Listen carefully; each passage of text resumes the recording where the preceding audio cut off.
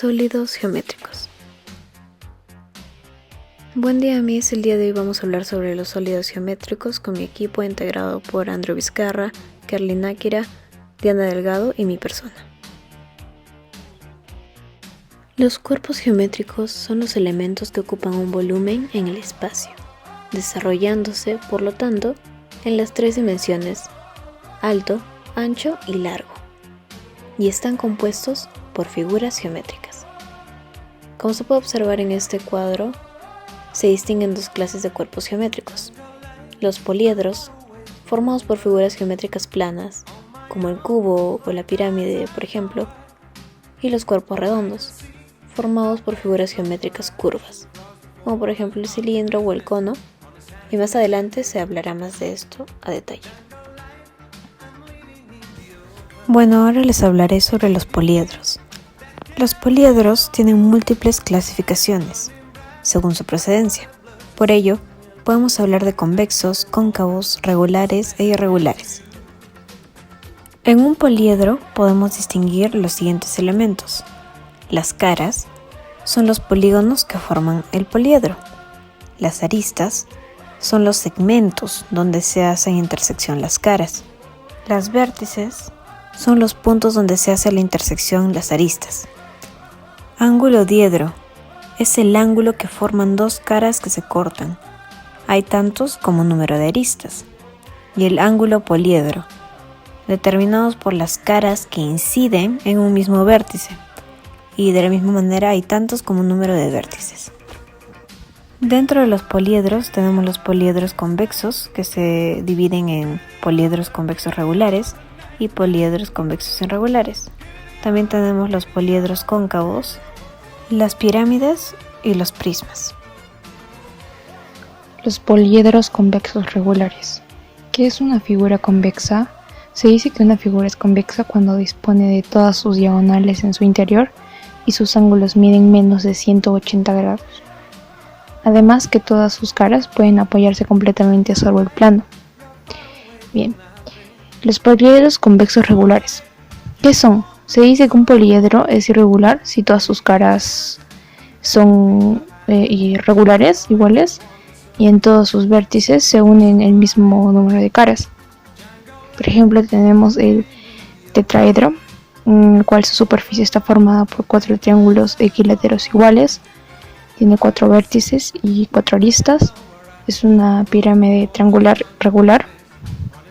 También tenemos el hexaedro o cubo, que su superficie está constituida por 6 cuadrados, tiene 8 vértices y 12 aristas. Además es un prisma cuadrangular regular. También tenemos el octaedro, el cual su superficie consta de 8 triángulos equiláteros, tiene 6 vértices y 12 aristas, y se puede considerar formado por la unión desde sus bases de 2 pirámides cuadrangulares regulares iguales. También tenemos dodecaedro, el cual su superficie consta de 12 pentágonos regulares y tiene 20 vértices y 30 aristas. Y por último tenemos el icosaedro, el cual su superficie consta de 20 triángulos equiláteros y tiene 12 vértices y 30 aristas. Bien, ahora pasamos a los poliedros convexos irregulares. ¿Qué son los poliedros convexos irregulares? Son poliedros cuyas caras son irregulares. Principalmente se clasifican por el número de caras que tiene su superficie. Por ejemplo, tenemos el tetraedro, que es un poliedro irregular con 4 caras. También tenemos el pentaedro, que es un poliedro irregular con 5 caras. Y también tenemos el hexaedro, que es un poliedro irregular con 6 caras. Y por último tenemos el octaedro, que es un poliedro irregular con 8 caras. Ahora los poliedros cóncavos. Un poliedro cóncavo es aquel que tiene alguna cara cuyo plano atraviesa la figura, como se puede ver a la derecha. O sea, existe alguna cara que al prolongarla corta al poliedro. Puede ser cortado en más de 2 puntos por una línea recta. La pirámide. Una pirámide es un poliedro que tiene por base un polígono cualquiera y por caras laterales triángulos, con un vértice común, que se llama vértice de la pirámide. La altura de la pirámide es la distancia del vértice a la base. Además, dentro de sus elementos tenemos la cara lateral, las aristas, la base, la vértice, la altura, la apotema y las vértices. Las pirámides pueden ser pirámides rectas y pirámides oblicuas. La pirámide es recta cuando todas sus caras laterales son triángulos isósceles. Esto quiere decir que tienen dos lados de igual longitud. En este caso, la recta perpendicular a la base, que pasa por el vértice de la pirámide, corta la base por el centro del polígono. Además tenemos la pirámide oblicua. La pirámide es oblicua cuando no todos los triángulos laterales son isósceles. Ahora tenemos los prismas. Los prismas tienen dos bases que son caras poligonales congruentes y caras laterales que son paralelogramos. Además, un prisma es un poliedro cuya superficie está formada por dos caras iguales y paralelas llamadas bases, y por caras laterales. Estas son tantas como lados tienen las bases, que son paralelogramos. Todas las secciones del prisma paralelas a las bases son iguales.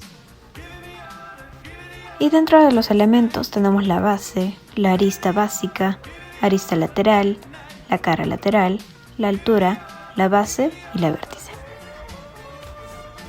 Los prismas pueden ser prisma recto y prisma oblicuo. El prisma recto es un prisma cuyas caras laterales son perpendiculares a la base. Un prisma recto es un prisma en el que los bordes de unión y las caras son perpendiculares a las caras de la base.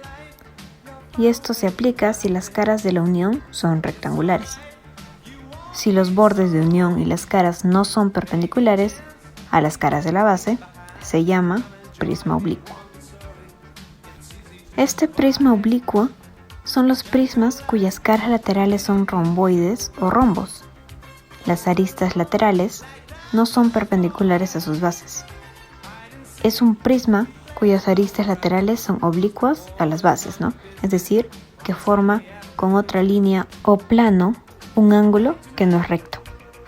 Bueno, ahora vamos a hablar sobre los cuerpos redondos. Estos son las figuras geométricas que tienen al menos una de sus caras de forma curva. También son conocidos como el nombre de cuerpos de revolución, ya que todos ellos se obtienen girando una figura alrededor de un eje. Los cuerpos redondos son la esfera, el cilindro y el cono. Que les voy a decir diciéndoles qué es el cono. Bueno, un cono es un cuerpo de revolución que se genera al girar un triángulo rectángulo alrededor de un cateto. Ahí, como pueden observar en la imagen, ahí están sus medidas y cómo es un cono. Uno de los ejemplos más claros para este sería el barquillo de un helado. Bueno, el cilindro. Un cilindro es el cuerpo de revolución que resulta al girar un rectángulo alrededor de un eje de revolución. Como también podemos observar, ahí está su imagen, y uno de los principales ejemplos de un cilindro puede ser un rollo de papel higiénico, el tubo del rollo. Y por último les explicaré sobre la esfera.